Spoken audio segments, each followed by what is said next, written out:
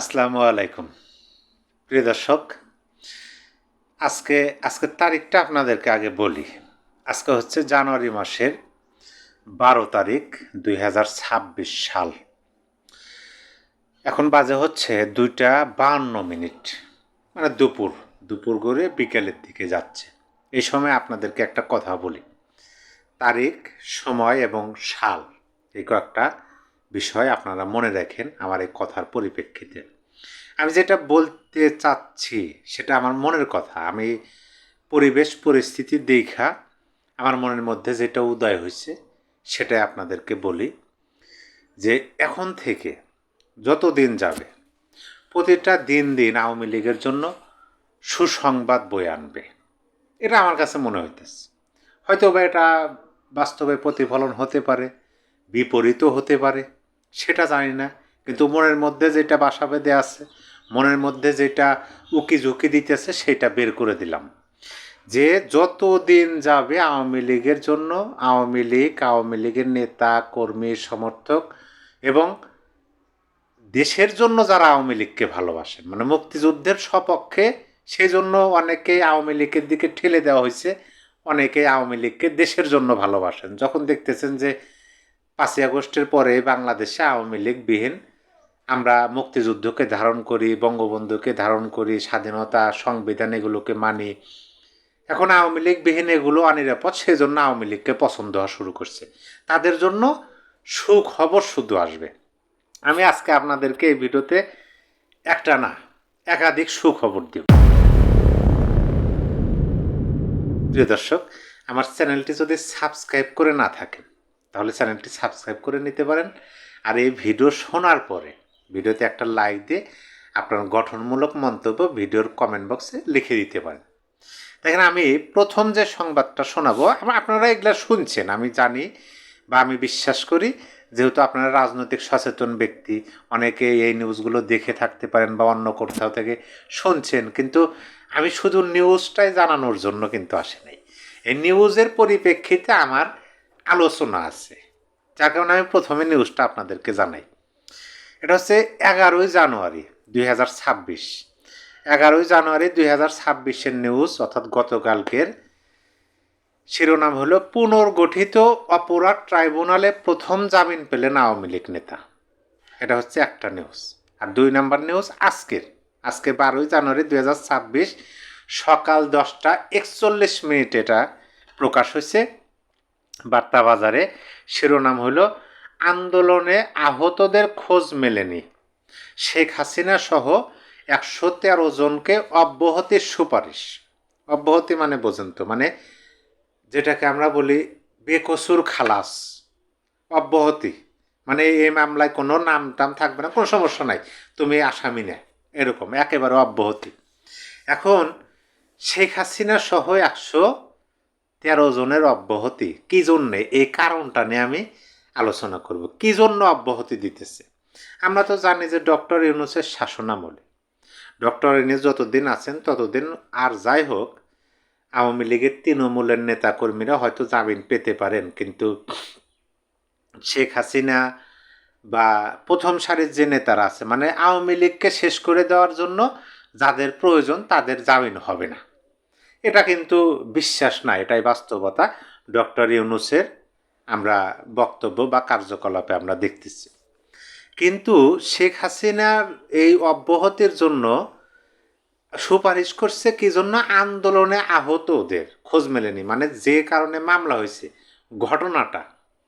ঘটনাটা হলো যে আন্দোলনে আহত হয়েছে, সেই আহতদের মানে আহত করছে সেজন্য শেখ হাসিনা দায়ী, আহত হয়েছে শেখ হাসিনা দায়ী, রংপুরে আহত হয়েছে শেখ হাসিনা দায়ী, মানে এরকম আন্দোলনে আহত হওয়ার পরিপ্রেক্ষিতে যে মামলা হয়েছে, সেই মামলার জন্য যে শেখ হাসিনাকে আসামি করা হয়েছে।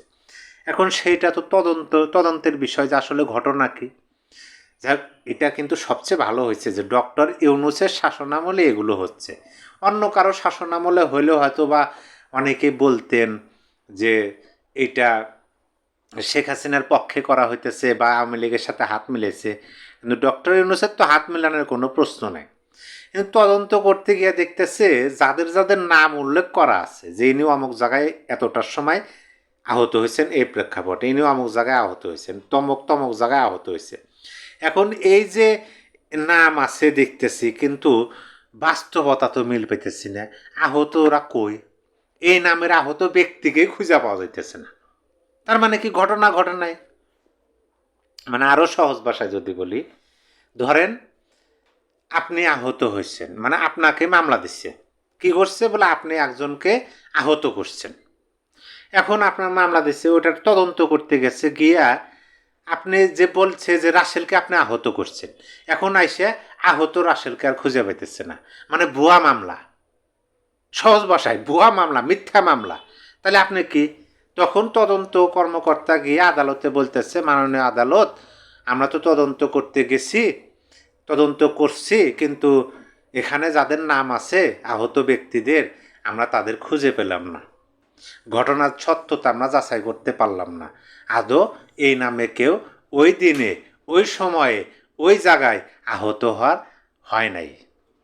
এই যে সুপারিশটা করে দিল, ঠিক আছে, এইটা হলো কি সূচনা। এটা কি হলো? সূচনা হলো। কিসের সূচনা হলো? আওয়ামী লীগের সুসংবাদ পাওয়ার সূচনা।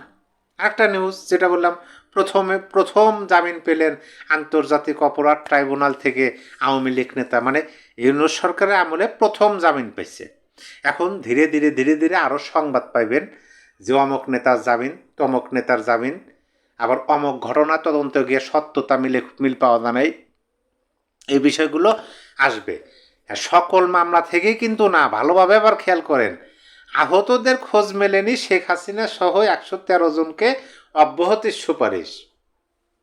আদালতে সুপারিশ করছে যে শেখ হাসিনাকে অব্যাহতি দেন।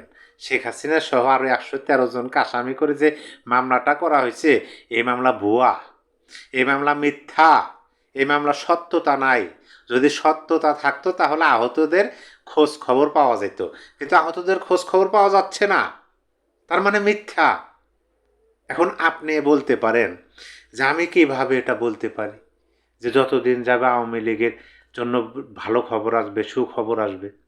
আমি কিন্তু বলছি শুধু আওয়ামী লীগের জন্য না, আওয়ামী লীগের নেতা কর্মী সমর্থক, বাধ্য হইয়া সমর্থক এবং ইচ্ছাকৃত সমর্থক, সবার জন্য সুখবর আসবে।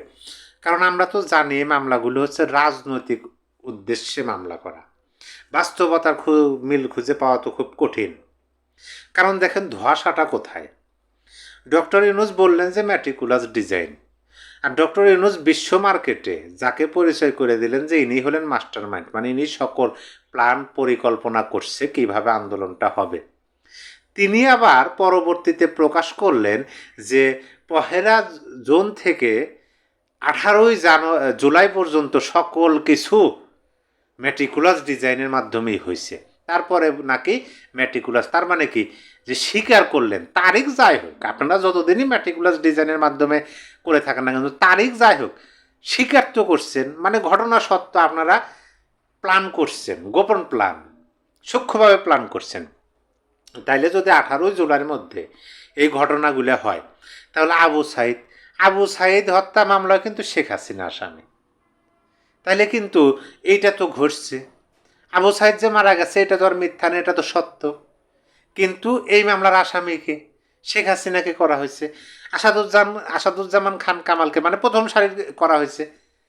কিন্তু এটা ভবিষ্যতে তো প্রমাণ হবে, ভবিষ্যতে কি সামনেই প্রমাণ হবে যদি সত্যনিষ্ঠভাবে বিশ্বাসযোগ্যভাবে যদি তদন্ত হয় যে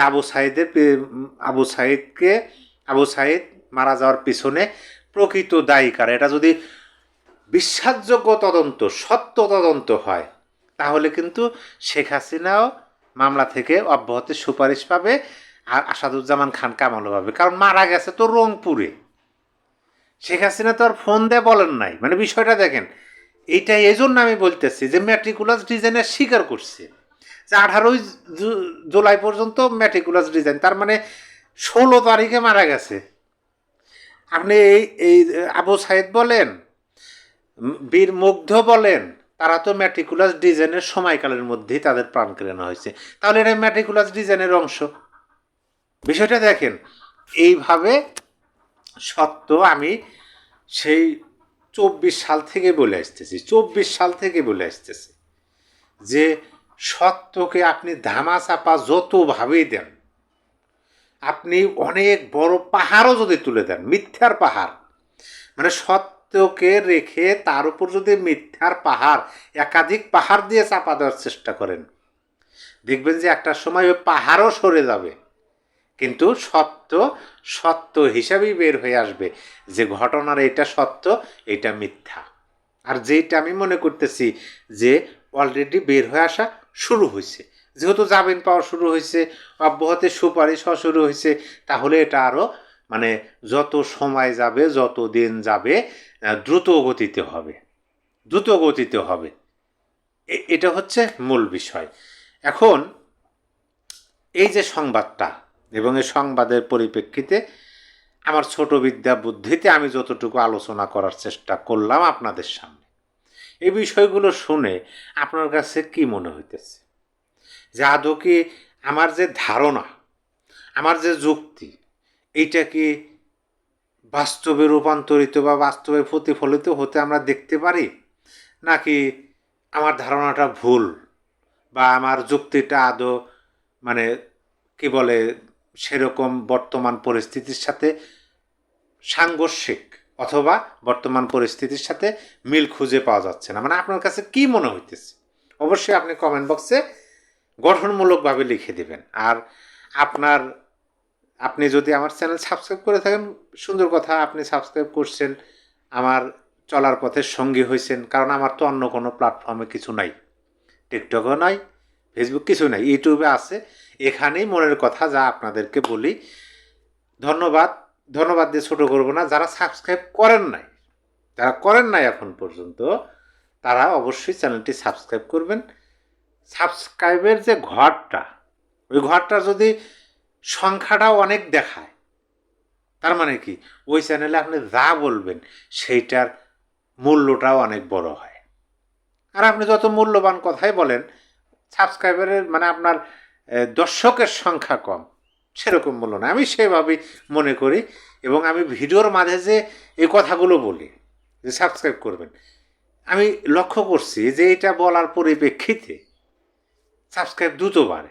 আর যে ভিডিওতে বলি না, ওই ভিডিও থেকে ভিউ অনেক হলেও সাবস্ক্রাইব কম আসে। যাই হোক, সবাই ভালো থাকবেন। যদিও ভালো থাকার উপায় বর্তমান বাংলাদেশে খুব কম, তারপরে ভালো থাকার চেষ্টা করবেন। আল্লাহ হাফেজ।